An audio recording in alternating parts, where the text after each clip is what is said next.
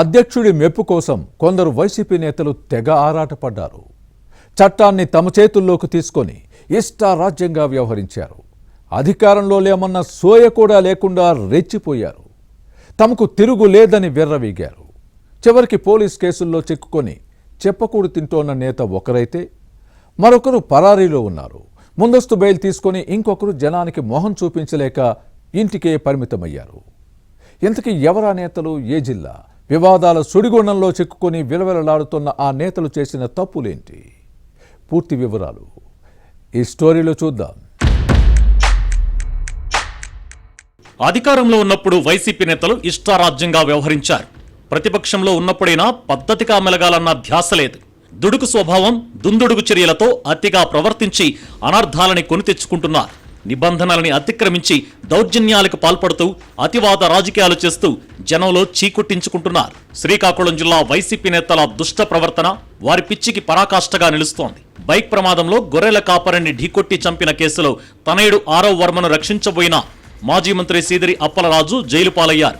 మహిళా ఎస్ఐ పట్ల దురుసుగా ప్రవర్తించిన ఆముదాల వలస వైసీపీ ఇన్ఛార్జ్ చింతాడ రవికుమార్ కేసుల్లో చిక్కుకున్నారు. ఇక భూ కబ్జాకు ఫోర్జరీ పత్రాలు సృష్టించిన కేసులో తమ్మినేని సీతారాం పీకలలోతు ఊబిలో కూరుకుపోయారు. కవ్వింపు చర్యలకు పాల్పడడం, అధికారులను బెదిరించడం వైసీపీ నేతలకు అలవాటుగా మారింది. ఇలా చెప్పుకుంటూ పోతే ఫ్యాన్ పార్టీ నేతలపై కేసుల చిట్టా కొండవీటి చాంతాడంత ఉంటుంది. నోరు మంచిదైతే ఊరు మంచిదవుతుంది. ప్రతి మాట ఆచితూచి మాట్లాడాలి. ప్రజాప్రతినిధులైనా మాజీలైనా ప్రవర్తన పద్ధతిగా ఉండాలి. తేడా వస్తే తంటాలు తప్పవు. చిక్కులను ఎదుర్కోవాల్సి వస్తుంది. పోలీసు కేసులతో జైలుకు వెళ్లి చిప్పకూడు తినాల్సిన దుస్థితి దాపురిస్తుంది. రాజకీయాల్లో ఉన్నప్పుడు హుందాగా వ్యవహరించాలి. అలా కానప్పుడు దాని ఫలితం అనుభవించక తప్పదు. వైసీపీ 5 ఏళ్ల పాలనలో జగన్ నుంచి ఎమ్మెల్యే వరకు అందరూ ఒకటే శైలిని అనుసరించారు. రాజకీయాల్లో గతంలో ఎప్పుడూ లేని విధంగా వ్యక్తిగత దూషణలకు దిగారు. వ్యక్తిత్వ హననానికి పాల్పడ్డారు. మరికొందరు నేతలైతే తాము ఏది చేసినా చెల్లుబాటు అవుతుంది అన్నట్లుగా విర్రవీగారు. అధికారాన్ని అడ్డు పెట్టుకుని ఇష్టానుసారంగా వ్యవహరించారు. శ్రీకాకుళం జిల్లా వైసీపీ నేతలైతే కొంత ఎక్కువగా అతి చేశారు. కానీ కాలం ఎప్పుడూ ఒకేలా ఉండదు. అధికారము ఒక్కరికే సొంతం కాదు. ఈ విషయాన్ని గ్రహించిన వైసీపీ నేతలు తమ అధికార దర్పంతో అక్రమాలు, అరాచకాలకు పాల్పడ్డారు. ఈ క్రమంలోనే నాడు చేసిన పాపాలే ఇప్పుడు సిక్కోలు ఫ్యాన్ పార్టీ నేతలకు శాపంగా మారుతున్నాయి. వరుస వివాదాలు, పోలీసు కేసులు సిక్కోలు నాయకులను ఉక్కిరి బిక్కిరి చేస్తున్నాయి. వాస్తవానికి మిగతా జిల్లాలతో పోల్చితే శ్రీకాకుళం రాజకీయాలు చాలా సైలెంట్గా సాగిపోతుంటాయి. కానీ కొంతకాలంగా వాడివేడిగా సాగుతున్నాయి. దీనికి కారణం వైసీపీ కీలక నేతలు వరుసగా వివాదాల్లో చిక్కుకోవడమే. పలాస, ఆముదాల వలస, టెక్కలి ఫ్యాన్ నేతలు కేసులతో సావాసం చేస్తున్నారు. పలాసలో మాజీ మంత్రి సీదిరి అప్పలరాజుపై 13 నేరాభియోగాలపై ఎఫ్ఐఆర్లు ఉన్నాయి. కానీ ఇటీవల కుమారుడు ఆరవ్ వర్మ బైక్ ప్రమాదం కేసులో మాజీ మంత్రి సీదిరి అప్పలరాజు ఇరుక్కున్నారు. కుమారుడిని తప్పించే క్రమంలో సాక్ష్యాలను తారుమారు చేయడం, పోలీసులను తప్పుదోవ పట్టించడం, నిందితులను మార్చడం వంటి అభియోగాలతో పోలీసులు అరెస్టు చేయడంతో రిమాండ్లో ఉన్నారు. మరో సీనియర్ నేత తమ్మినేని సీతారాం కుటుంబం నకిలీ పత్రాలు సృష్టించి 4 కోట్ల విలువైన భూమిని సొంతం చేసుకునేందుకు ప్రయత్నించడంతో కేసు నమోదైంది. స్పీకర్గా పనిచేసి నీతులు చెప్పిన ఈ నేతకు అంత కక్కుర్తి ఎందుకన్నది ఫ్యాన్ పార్టీ కేడర్ ప్రశ్న. ఎదుటివారికి చెప్పేందుకే నీతులు ఉంటాయన్న విషయాన్ని రుజువు చేశారు. అయితే ఈ కేసులో తమ్మినేనికి హైకోర్టు ముందస్తు బెయిల్ ఇవ్వడంతో కాస్త ఊరట కలిగింది. కానీ ఈ 2 ఘటనలు రాష్ట్ర వ్యాప్తంగా రాజకీయ దుమారాన్ని సృష్టించాయి. వైసీపీ నేతల తీరు విమర్శలకు తావిచ్చింది. పార్టీ పరువు పోయింది. బయటకు చెప్పకపోయినా ఈ ఇరువురు నేతల వ్యవహారం అధిష్టానానికి పెద్ద తలనొప్పిగా మారిందని వైసీపీ శ్రేణుల్లో వినిపిస్తోంది. మరోవైపు మాజీ మంత్రి అప్పలరాజును ములాఖతులో కలవడానికి వచ్చిన జగన్ పెద్ద డ్రామా చేశారు.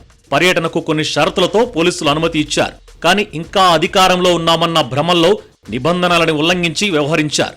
ఫలితంగా జగన్ టూర్ పుణ్యమాని వైసీపీ నేతలని పోలీస్ కేసులు చుట్టుముట్టాయి. ఇదే క్రమంలో విధి నిర్వహణలో ఉన్న మహిళా ఎస్ఐపై దాడికి పాల్పడ్డారన్న అభియోగాలతో ఆముదాల వలస వైసీపీ ఇన్ఛార్జ్ చింతాడ రవికుమార్పై పోలీసులు పలు సెక్షన్ల కింద కేసులు నమోదు చేశారు.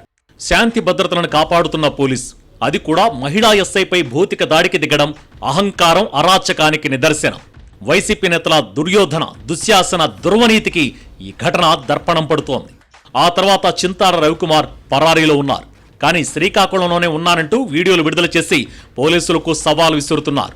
మరోవైపు అప్పలరాజు అరెస్టు సందర్భంగా పోలీసు విధులకు ఆటంకం కలిగించారంటూ టెక్కలి వైసీపీ ఇన్ఛార్జ్ పేరాల తిలక్పై పలాసలో కేసు నమోదైంది. ఇలా పలాస, టెక్కలి, ఆముదాల వలస నియోజకవర్గాల వైసీపీ కీలక నేతలు కేసులు, కోర్టులు, జైలు, బెయిలు అంటూ తిరగాల్సిన దుస్థితి దాపురించింది. దాంతో ఆయా నియోజకవర్గాలలో ఫ్యాన్ పార్టీ కేడర్ పరిస్థితి అగమ్యగోచరంగా మారింది.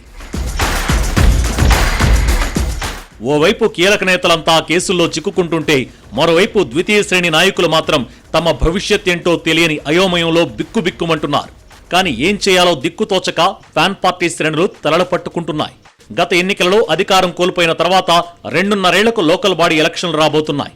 పార్టీ పరిస్థితిని కొద్దిగా మెరుగుపరుచుకుంటే 2029 ఎన్నికల నాటికి దానిని మరింత మెరుగుపరుచుకోవచ్చునన్న కేడర్ ఆశలపై వైసీపీ నేతలు నీళ్లు చల్లుతున్నారు. ఈ క్రమంలో సిక్కోలు ఫ్యాన్ పార్టీ నేతల తీరును గమనిస్తున్న జిల్లావాసులు కర్మ రివర్స్ అంటూ సెటైర్లు వేస్తున్నారు. వచ్చే ఎన్నికలలో అధికారంపై ఆశలు పెట్టుకున్న నేతలు వ్యవహరించే తీరు ఇదేనా అనే ప్రశ్న వస్తోంది. ఇలాంటి పరిస్థితుల్లో సిక్కోలు వైసీపీ నేతల రాజకీయ భవిష్యత్ ఎలా ఉండబోతుందో చూడాలి మరి.